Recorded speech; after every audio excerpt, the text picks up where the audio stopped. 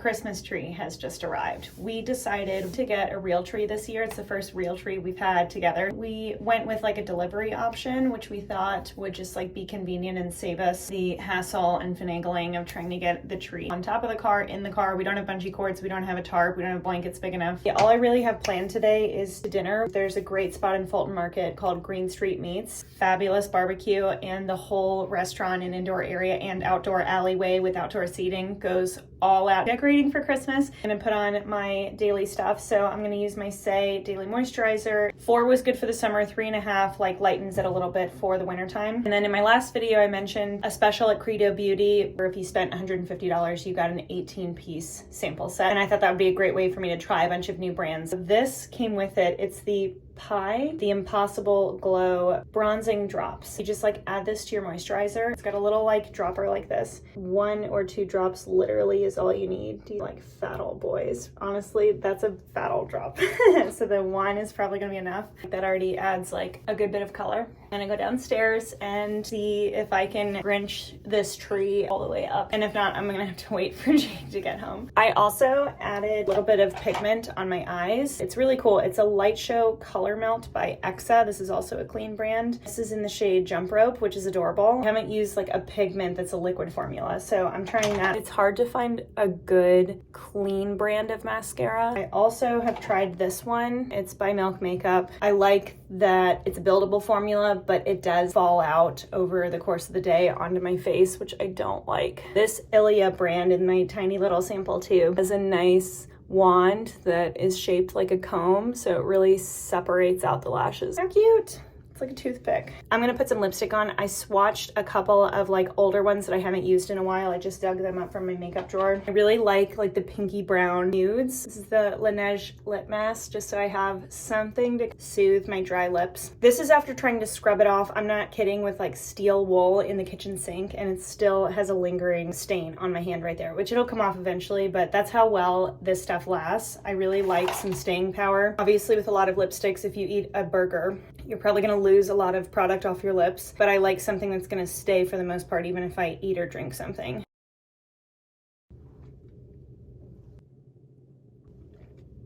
NYX Lingerie XXL in Turn On. But I would suggest going to Target or whatever drugstore and swatching a bunch of different ones on your hand. Obviously, you can't swatch it on your mouth, but I think like going on your hand just gives you an idea of what it actually looks like and not like what the color of the tube is. I'm gonna go downstairs and see if I can drag up this Christmas tree.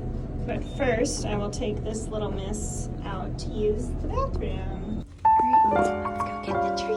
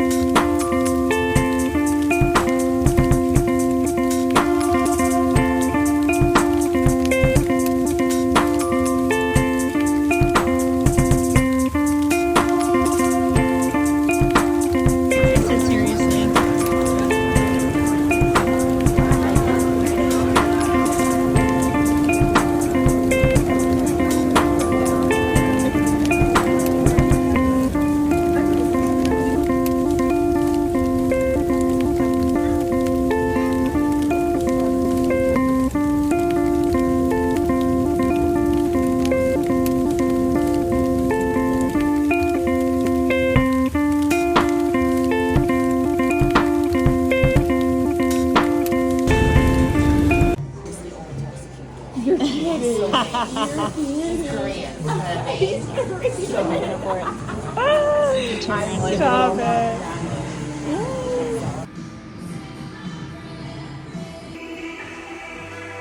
Swap that medicine ball out for something lighter or heavy.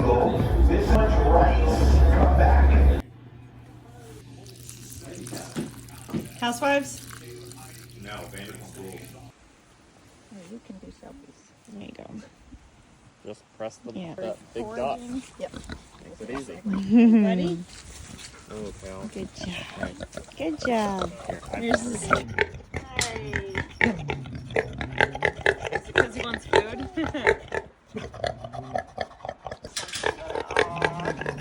Good morning. I feel like Jake is gonna sneak up on me. We are in Tennessee. We just went to Vienna Coffee in Maryville, outside of Knoxville, where my brother-in-law and sister-in-law live. I thought I'd share a book that I'm reading right now, rereading rather. I think this is my third time reading this book, and it's called The Swans of Fifth Avenue. I love reading about rich people, the facade that they build, the beautiful lives they create while having very broken, deeper, darker secrets. I think that the plot point is super fascinating. 1950s through the 70s, Truman Capote as a climbing socialite, how do you say that word? Social climber in Manhattan. Then he writes Breakfast at Tiffany's. Then he writes In Cold Blood, and he is like launched into stardom. Also, do you see this? Like,